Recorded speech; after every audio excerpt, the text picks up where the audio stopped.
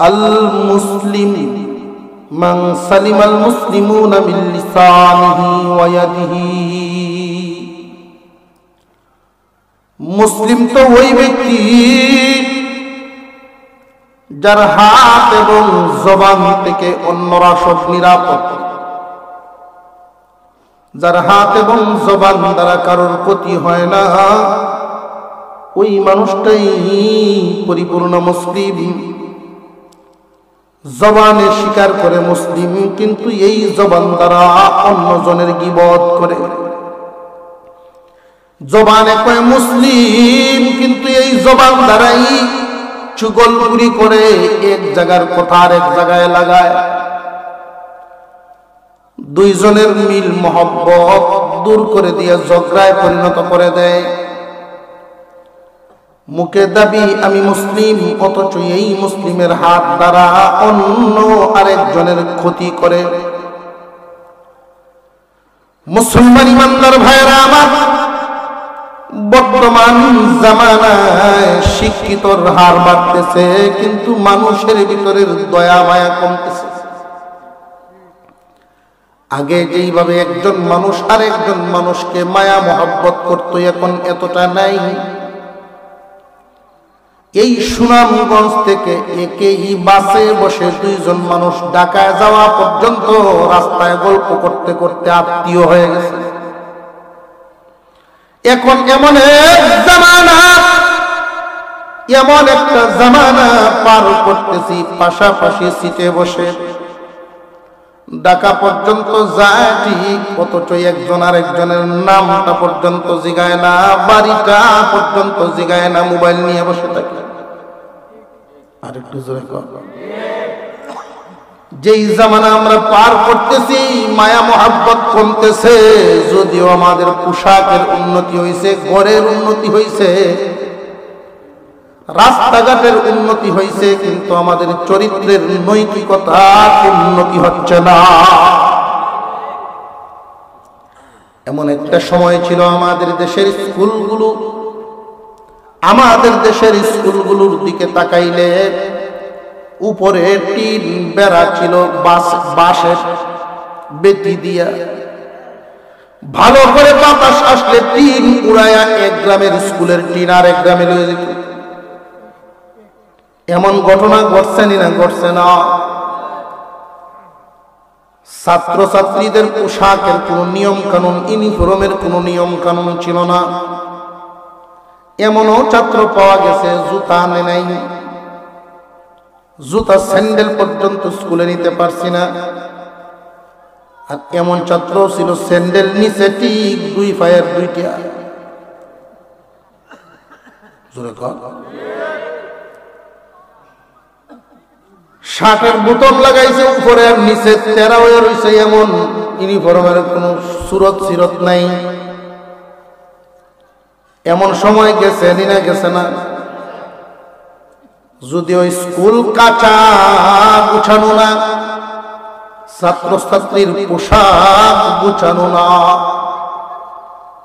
রাস্তাঘাট যেমন উন্নত না, কিন্তু তখনকার সময়ের ছাত্ররা শিক্ষকদেরকে দেখলে যে সম্মানটা জানাইতো, এখন স্কুল বিল্ডিং হয়েছে, ছাত্রদের ইউনিফর্ম ঠিক হয়েছে, রাস্তাঘাট উন্নতি হয়েছে, কিন্তু নৈতিকতার অধঃপতন।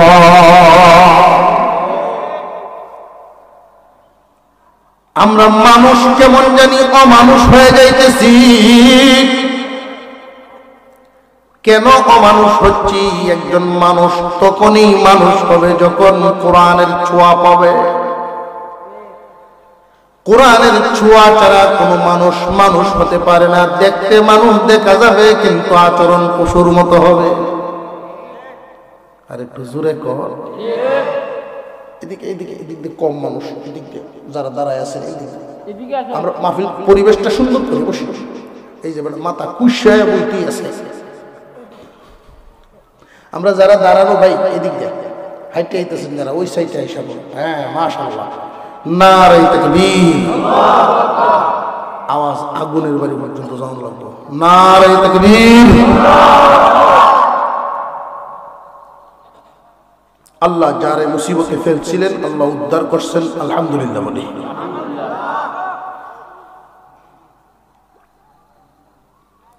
নদীর পার ভাঙ্গে ওপার করে এই তো নদীর খেলা,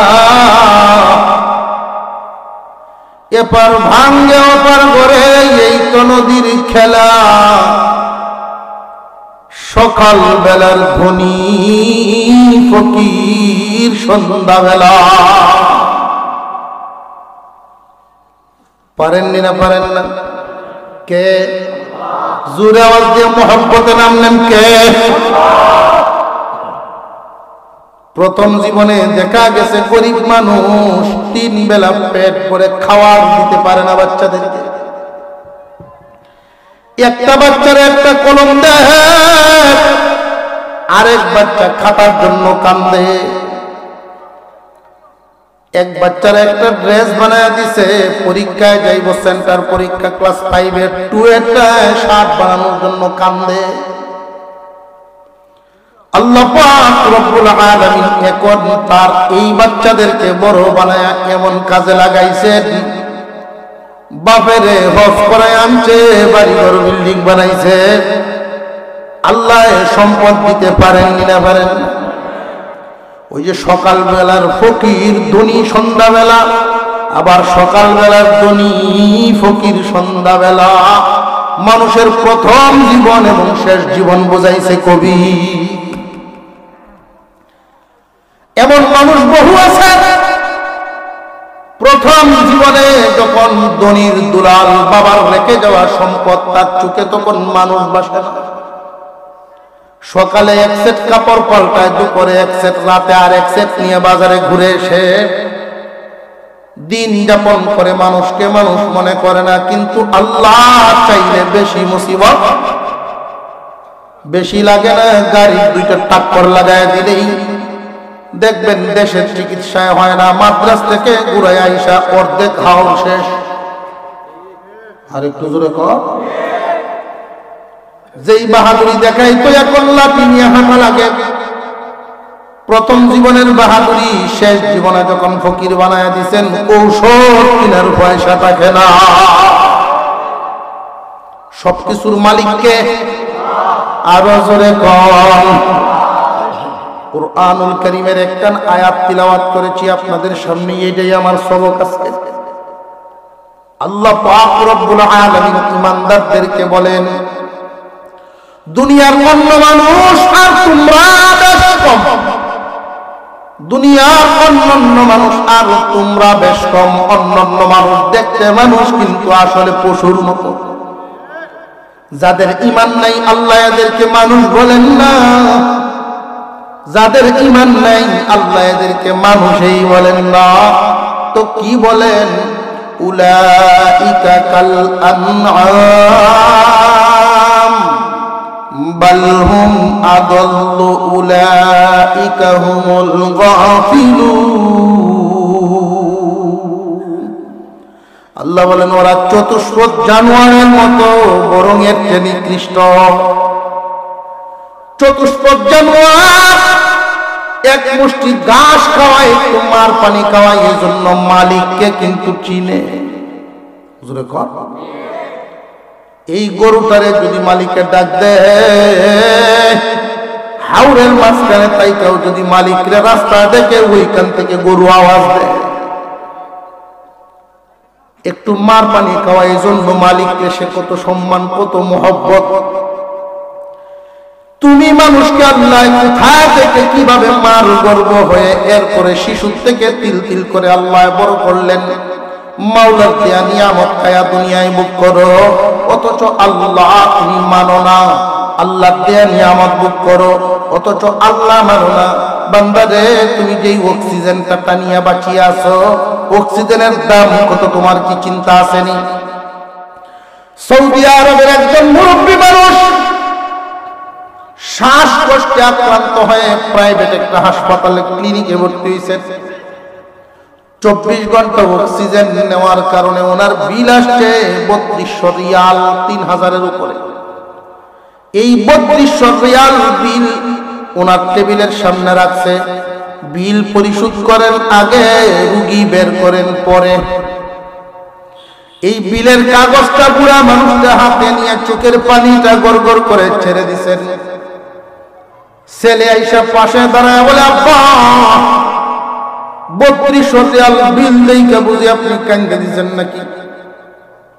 এই পরিমাণ পয়সা তো আমরা বন্ধু বান্ধব নিয়ে আড্ডাতেই খরচ করে ফেলি। না রে বাবা, এই বিল দেইকা আমি কান্দি নাই।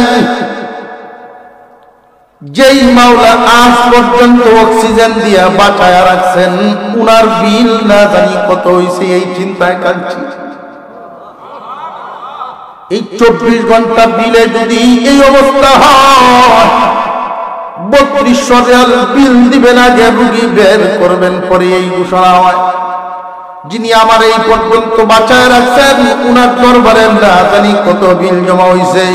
ওই বিল পরিশোধ করার সময় তুমি বহুত কাছে থাকবে না, আমার বিবিও থাকবে না, আমার মেয়েও থাকবে না। ওই চিন্তাটাই আমি চোখের পানি ধরে রাখতে পারি নাই। আল্লাহ দেয়া এই নিয়ামত, অথচ অক্সিজেন বোতলে ভরার কারণে যদি 3200 রিয়াল বিল হয়, যিনি বানাইছেন তার বিল কত? এক বোতল পানি 30 টাকা দিলে দোকানদারে দেয়, অথচ এই পানিটা কোম্পানি বানায় নাই, শুধু বোতলে ভরছে। এই কারণে যদি এমন বিল হয়, তাহলে যিনি পানি বানাইছেন উনার বিল কত? প্রত্যেকটা নিয়ামত এইভাবে ভোগ করার পরেও যারা আল্লাহ মানে না, যাদের ঈমান নেই, আল্লাহ এদেরকে মানুষই বলেন না, এরা চতুষ্পদ জানোয়ারের চেয়ে নিকৃষ্ট। মালিক মানে না, এটা এক কারণ। 2 নাম্বার কারণ, চতুষ্পদ জানোয়ারের চেয়ে নিকৃষ্ট হওয়ার আরেকটা কারণ, হযরত আবু বকর সিদ্দিক রাদিয়াল্লাহু তাআলা আনহু পাথরের ফাঁকের মধ্যে বৈশা রইতে একটা শিয়াল, ছোট্ট একটা গাছের নিচে, গাছের পানি টপ টপ করে কুয়াশার পানির মতো টপ টপ করে পড়তেছে এই শিয়ালটার উপর। সিদ্দিক আকবর রাদিয়াল্লাহু তাআলা আনহু দূর থেকে দেখে দেখে উনি ভাবতেছিলেন, শিয়াল রে, যদি আমি জান্নাতি হই তাহলে তোমার চাইতে কেন আমি মাখলুকাতের মধ্যে অনেক উত্তম, কিন্তু যদি আমি জাহান্নামে চলে যাই, তুমি শিয়ালের চাইতে আমি নিকৃষ্ট, কারণ তোমার কোনো জাহান্নাম নাই, তুমি মাটি হয়ে যাইবা। আর আমি মানুষ হয়েও যদি জাহান্নামে যাই, তোমার চেয়ে নিকৃষ্ট হয়ে। জোরে কর। আল্লাহ পাক রব্বুল আলামিন বলেন, ইয়া আইয়ুহাল্লাযীনা আমানু দুখুলু ফিস-সিলমি কাফা। ও জাতি, যারা ঈমানদার, তোমরা আর অন্যরা সমান না, তোমরা শ্রেষ্ঠ, তোমরা মর্যাদাবান। যেহেতু ঈমান আনছো, আল্লাহর উপরে ঈমান আনছো, সুতরাং পরিপূর্ণভাবে ইসলামের ভিতরে ঢুকো। আদা বাদা না, আদা আদি 2 কালাম নাই, পরিপূর্ণভাবে ইসলামের ভিতরে ঢুকো। আল্লাহ এই কথাটা বইলা আবার একটা ইঙ্গিত দিলেন, ও বান্দা বান্দিরা, পরিপূর্ণভাবে যে ইসলামে ঢুকবা, তোমার পথে কিন্তু বাধা হইয়া দাঁড়াইব একজন, তোমার পথে একজন বাধা হইয়া দাঁড়াইব। কে? তার নামটাও আল্লাহ গোপন রাখেন নাই, প্রকাশ করে দিয়েছেন, ওয়ালা তাত্তাবিউ খুতুওয়াতিশ শাইতান ইন্নাহু লাকুম আদুউম মুবিন। এই শয়তান তোমাদের প্রকাশ্য শত্রু, সে তোমাদেরকে বাধা দিবে, সাবধান, তাকে অনুসরণ করবা না, তার দেখানো পথগুলোতে চলবা না।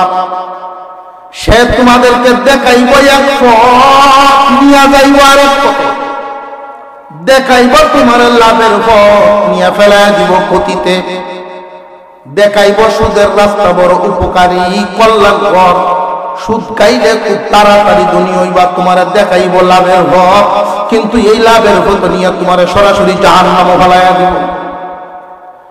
নামাজ না পড়ে লেফের নিচে শুয়া থাকা কি আরাম? শয়তানের দেখাইব, তালিম দিব তোমার আরামে, কিন্তু ফেলাই দিব তোমার বিপদে। সাবধান সাবধান, শয়তানের অনুসরণ করবা না, পরিপূর্ণভাবে ইসলামের ভিতরে ঢুকিয়ে যাও। ইসলামের ভিতরে পরিপূর্ণভাবে ঢুকার যত আমল, আপনারা এখানে যারা আছেন আমল জানেন না এমন না, ওয়াজ মোটামুটি ওয়ার্দাউদ্দি ওয়াজ আপনারাও জানেন, তাহলে টান্ডা আমরার মতো দিতে পারবেন না। ওয়াজ জানুন না, ওয়াজ কিন্তু ওগুলোই কম বেশি জানে। নামাজ পড়লে গুনাহ হইব, এই কথা কে না জানে?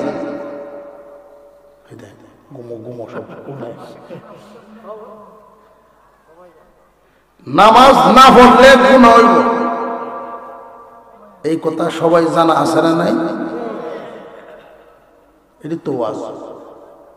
নামাজ পড়ন লাগবে, এটি ওয়াজ। আমি যেই কথাটা বলে যাচ্ছি, এই আমলটা সারা জীবন ধরে রাখার চেষ্টা করবেন যতদিন বাচ্চা থাকবে। 30 পারা কোরআন, কোরআন শরীফের আইন কানুন, ইসলামের বিধিবিধান সব নাজিল হওয়া শেষ। আল ইয়াউমা আকমালতু লাকুম দীনাকুমের মাধ্যমে কমপ্লিট ঘোষণা হয়ে গেছে। আল্লাহর রাসূল দুনিয়া থেকে বিদায় হওয়ার আরো বেশ কিছুদিন আগে, কয়েক মাস আগে, নবীজি বিদায় হওয়ার মাত্র 9 দিন আগে এক আয়াত নাযিল হয়। এই আয়াত কোনো বিধিবিধানের আয়াত না, ধমকির আয়াত। এই আয়াতে 30 পারা কোরআনের সর্বশেষ নাযিল হওয়া আয়াত, এরপরে আর কোন আয়াত নাযিল হয় না। এই আয়াত যেদিন নাযিল হয়েছে নবীজির উপর, মসজিদে নববীর ভিতরে ছিলেন তিনি, দৌড়ায় বেরিয়েছেন আল্লাহু আকবার বলে। আল্লাহর রাসূল দৌড়ায় বের হয়েছেন মসজিদে নববীর সামনে। তিনি ডাকতেছেন, কে আছো তোমরা আমার প্রতিবেশীরা, তাড়াতাড়ি হাজির হও। মক্কা ছেড়ে মদিনায় 10 বছরের জিন্দেগি আমার, 10 বছর যাবত তোমাদের সাথে আমার উঠা বসা, তোমরা কে কোথায় আছো জলদি হাজির হও। বিশ্বনবী ডাক দেওয়ার পরে মদিনার মানুষের হালত বুঝেন। আল্লাহর পয়গম্বর ডাক দেওয়ার পরে মদিনার মানুষের হালত, নারী পুরুষ কেউ কি আর জাগাত না, সব সামনে আছে। আল্লাহর পয়গম্বর ঘোষণা দিতেছেন, তোমাদের মধ্যে এমন কি কেউ আছনি যারে আমি আমার জবান দ্বারা আঘাত দিছি? তোমাদের মধ্যে এমন কি কেউ আছনি যারে আমি হাত দ্বারা আঘাত দিছি? যদি রে কেউ থেকে থাকো, পরিপূর্ণ বদলা লইয়া লও। কথার আঘাত দিয়া থাকলে অনুরূপ কথা দিয়া আমারে বদলা লইয়া লও। হাত দ্বারা যদি আঘাত দিয়া থাকি, অনুরূপ আঘাত দিয়া বদলা লইয়া লও। আল্লাহ এমন এক আয়াত নাযিল করেছেন, কিয়ামতের কঠিন ময়দানে আসামির কাঠগড়ায় দাঁড়াইতে হবে। প্রতিবেশীরা যদি অভিযোগ করে, আসামির কাঠগড়ায় দাঁড়াইতে হবে। আসলিকেও এমন পাওনাদার যারা হাত দ্বারা আঘাত দিছি এমন কি কেউ আসনি রে? জবান দ্বারা আঘাত দিছি এমন কি কেউ আসনি? নবীজি এই ঘোষণা দেওয়ার কারণ কি? উম্মতকে শিখানো।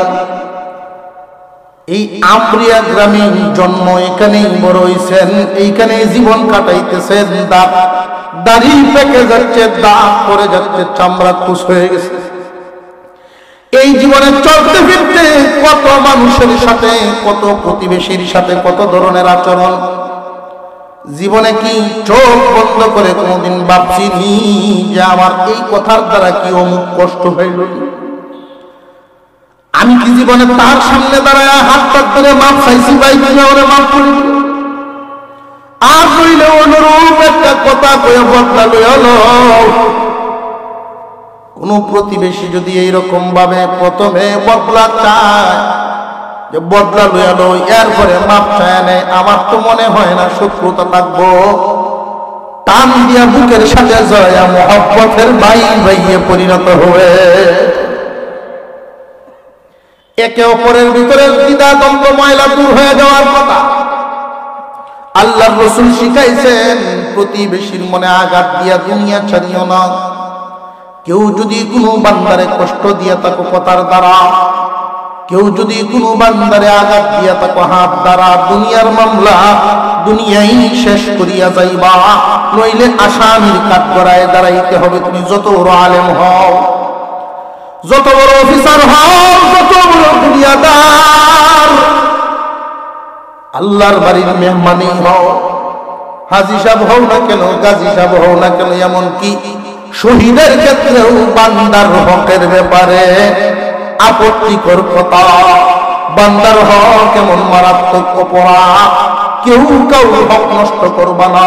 আল্লাহ নবী বারবার ডাকতেছেন উম্মতকে শিখানোর জন্য। এমন এক আয়াত নাযিল হয়ে গেছে, আসলে কেউ জবান দ্বারা আঘাত পাইছো বা হাত দ্বারা আঘাত পাইছো, এমনি হাজিরানে মজলিস থেকে একজন সাহাবী হাত উঠায় ফেলছে,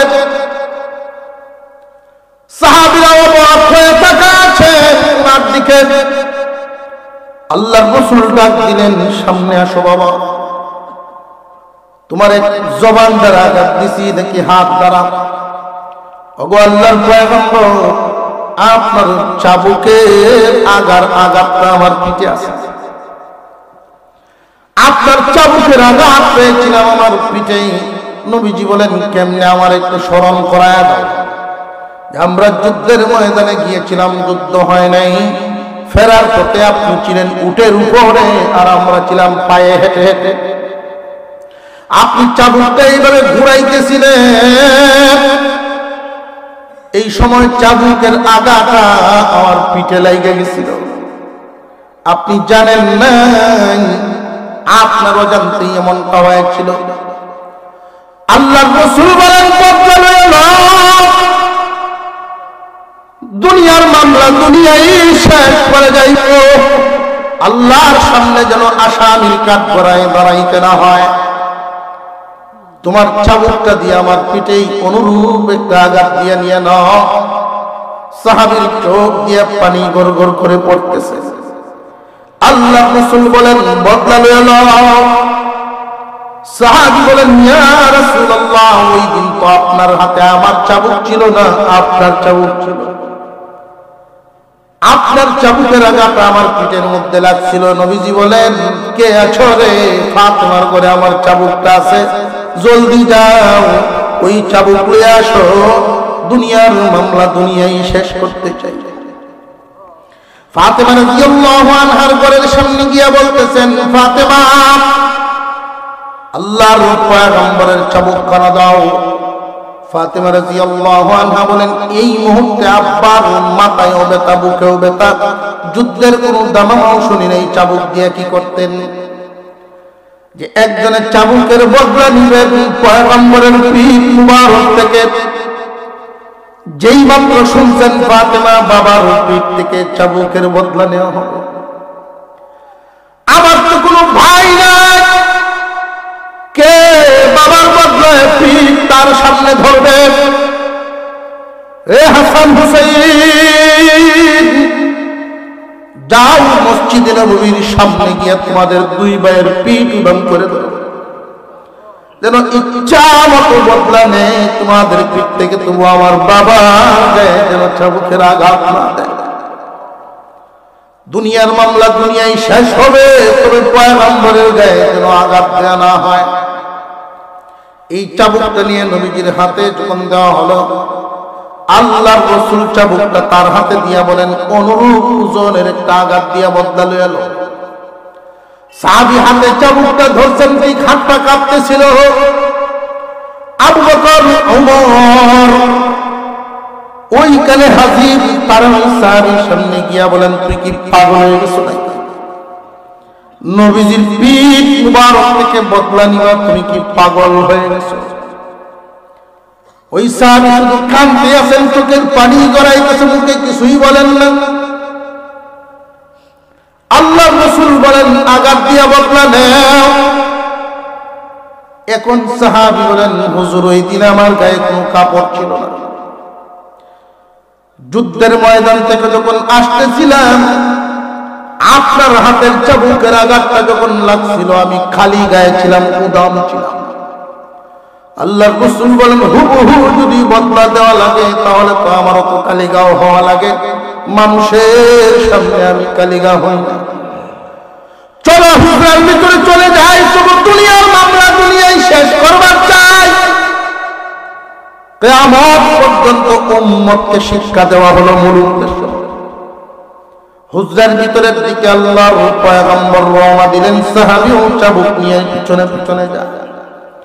কান্নার রুল পড়ে গেছে মসজিদে নববীর সামনে। হুজরার ভিতরে ঢুকলেন, ভিতর থেকে দরজা বন্ধ করে দিলেন দুইজন পয়গম্বর এবং নবীর সাহাবী। আল্লাহর রাসূল বলেন, না বদলা লয়ে লও। এমনি পিঠের কাপড় যখন সরাইলেন, নবীজির সাহাবী চাবুক কানা রেখে আল্লাহর পয়গম্বরকে পিছন থেকে জড়ায়া ধরে মোহরে নবুয়তের উপরে চুমা মেরে হাওমাও করে কাঁদতেছে। মোহরে নবুয়তের মধ্যে চুমা দিয়া বলেন, ইয়া রাসূলুল্লাহ, ইয়া হাবিবাল্লাহ, আমারে মাফ করে দেন। আমি যেই দিন কালিমা গ্রহণ করেছি ওই দিনই আল্লাহ এবং রাসূলের জন্য এই জীবন উৎসর্গ করেছি। কিন্তু আপনি একদিন বলেছিলেন যে নাকি ঈমানদার ঈমানের হালতে যদি আমার মোহরে নবুয়তে স্পর্শ করে চুমা খায় তার জন্য জান্নাত ওয়াজিব হয়ে যাবে। আপনি তো আর মানুষের সামনে কাপড় যত তাড়াতাড়ি পারেন মামলা শেষ করে দেবেন, এতে আপনার ইজ্জত কমবে না, আপনি ছোট হবেন না, আপনার মর্যাদা বাড়ায়া দিবেন কে? জবান খুলে বলেন কে? কোন মানুষ যখন মারা যায়, এই আমরিয়াতে বসবাসকারী একজন মানুষ যদি ঢাকায়ও মারা যায়, আল্লাহর পক্ষ থেকে ফেরেশতা পাঠাইবেন আল্লাহ এই মহল্লাতে একজন ফেরেশতা এসে ঘুরবেন, ঘরে ঘরে ঘুরবেন, মানুষের কথা শুনবেন, তথ্য নিবেন মানুষের জবান থেকে। মানুষ কি কয় তার ব্যাপারে। বেশিরভাগ মানুষে যদি ভালো বলেন, আল্লাহর ফেরেশতা এই তথ্য নিয়ে আল্লাহর কাছে যান, প্রভু গো, অমুকের সন্তান অমুক আমরিয়া গ্রামের অমুক বিদায় হয়ে গেছে, তার এলাকার মানুষ, তার প্রতিবেশীরা তারে ভালো বলছে। আল্লাহ বলেন, ফেরেশতারা তোমরা সাক্ষী থাকো, প্রত্যেক বান্দা বান্দির এমন গোপন কিছু গুনাহ থাকে কেউ জানে না, একমাত্র জানেন আল্লাহ।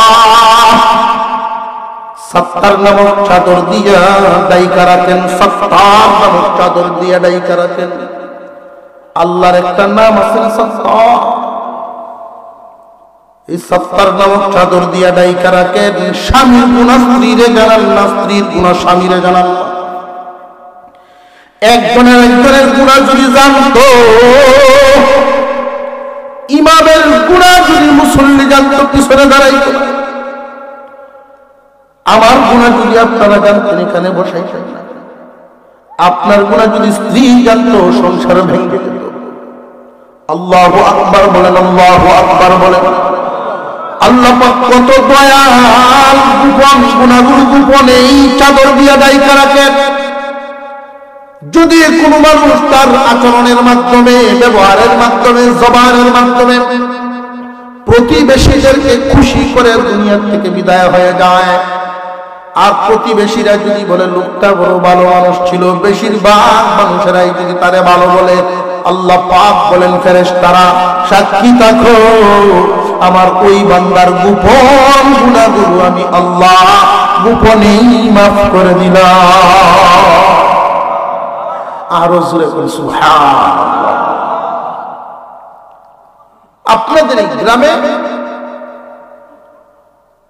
যুবকরা ইসলাহুল মুসলিমিন এক সংগঠন, এই সংগঠনের পক্ষ থেকে আমি এক পরামর্শ দিয়েছিলাম যে সাব্বির আমাকে মহব্বত করে অনেক আগের থেকে এসে আপনাদের এই সিলেটে আসা যাওয়া যখন থেকে শুরু হয়, শুরুর দিক থেকেই তার সাথে পরিচয় হয় আমার। পরামর্শ দিয়েছিলাম গ্রামবাসীকে নিয়ে, একদিনের মাহফিলের মাধ্যমে সেবা যথেষ্ট না, কারণ একদিন ওয়াজ করি আপনাদের মনটা একটু নরম হয়, সকালে ফজরের পরে উঠে আবার যেই। কিন্তু এখানে যদি একটা মাদ্রাসা হয়, আলেমদেরকে নিয়ে পরামর্শ করো, যুবকদেরকে নিয়ে পরামর্শ করো, আলহামদুলিল্লাহ আজকে সেটা সূচনা হয়েছে। খুব খুশি হয়েছি আলহামদুলিল্লাহ। ছেলে হোক আর মেয়ে হোক, আমরা অনেক সময় করি কি ছেলেদেরকে দেই আর মেয়েদেরকে পড়াই না। কয়েকটা তাত্ত্বিক কথা মনে রাখবেন।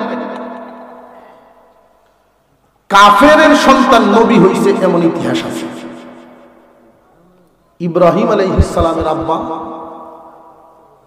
কথা বুঝে, কাফের ছিল, আবার নবীর ছেলে কাফের হয়ে গেছে এমন ইতিহাস। কিন্তু এমন কোন নজির নাই যে কাফের নির্গরে নবী হইছে। ওলিয়া উলিয়া গৌস কুতুব আল্লাহ পাঠান যেই পেট থেকে, পেটটা পেটের মতো হইতে হয়। এই আমরিয়া গ্রামে যে সমস্ত মেয়েরা জন্মগ্রহণ করেছে, আল্লাহ এদেরকে প্রত্যেককেই সালেহা আবেদা হিসেবে কবুল করেন, বলুন আমিন। আর জোরে বলেন আমিন।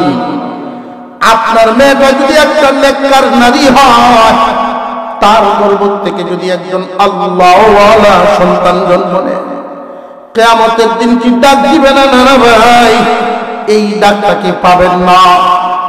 নিজের বংশের মধ্যে যদি একজন আলেম হাফেজ হয়, নেককার মহিলা ছাড়া হবে না। বর্তমান সময়ে যেই পড়াশোনা, যেই আধুনিকতার ছোঁয়া আমাদেরকে ঘিরে ধরতেছে, খুব সাবধান। সুন্দর উদ্যোগ নিয়েছে যুবকরা। এলাকার সকল মানুষ যদি সমন্বয়ের সাথে করেন, এর উসিলায় আল্লাহ পার করে দিবে। ছেলে হোক আর মেয়ে হোক, অন্তত 3টা বছর স্কুলে ভর্তি থাকবে, অসুবিধা নেই। 3টা বছর নুরানিতে পড়ায়া তারপরে নিবেন এখান থেকে। নামাজ হয়ে যাবে, অজু হইব, সহি শুদ্ধ কোরআন তেলাওয়াত হইব। আর নইলে এখানে যারা আছেন মক্তবে পড়েন নাই, আপনার নামাজ তো সহি শুদ্ধ মনের মতো হয়। নিজের মনে কান্দে, কেন মক্তব আব্বায় পড়াইল না। আপনার সন্তান ওইভাবে আফসোস করব, আব্বায় কেন পড়াইল না। কারণ মুসলমান তো মরণের আগে হইলেও যায় নামাজে দাঁড়াইব, ঠিক না বেঠি? সন্তানকে ঠকাবেন না। ছেলে হোক আর মেয়ে হোক, একটা হোক আর 5টা হোক, প্রত্যেকটাকে প্রথমে আগে এখানে পড়াইয়া আমি পরামর্শ দিয়েছি যে 3 বছর নুরানি বিভাগ, ছোট ছোট বাচ্চারা, ছেলেরা মেয়েরা সমন্বয়ে 3 বছর পর্যন্ত মহিলা শিক্ষিকা দিয়েই হোক, পুরুষ শিক্ষক দিয়েই হোক, সবাই একসাথেই পড়ানো যাবে। 3 বছর পড়ায় এরপরে অন্য অন্য সিলেবাসে ভাগ করা হবে। মাদ্রাসা এখানে হওয়াতে আপনারা খুশি না বেজার? আমাদের আল্লাহ তাআলা যুবকদেরকে যেহেতু সুযোগ করে দিয়েছেন, উদ্যোগটা নিয়েছেন, মুরব্বীরা দোয়া করবেন এবং সকলের জন্য যেই কাজটা করতে হবে। আমি 2-4-5 মিনিটের মধ্যেই আশা করি আখিরি মুনাজাত করে ফেলবো। সকলের জন্য একটা দায়িত্ব আছে। মাদ্রাসা যেখানে হচ্ছে, ধনী হোক গরিব হোক, সবার জন্য একটা দায়িত্ব, সেটা হলো মন থেকে দোয়া করা। গরিবে দোয়া করতে হতো না? যদি দোয়া না করে, এর চেয়ে কৃপণ আর কেউ নেই। কি দোয়া?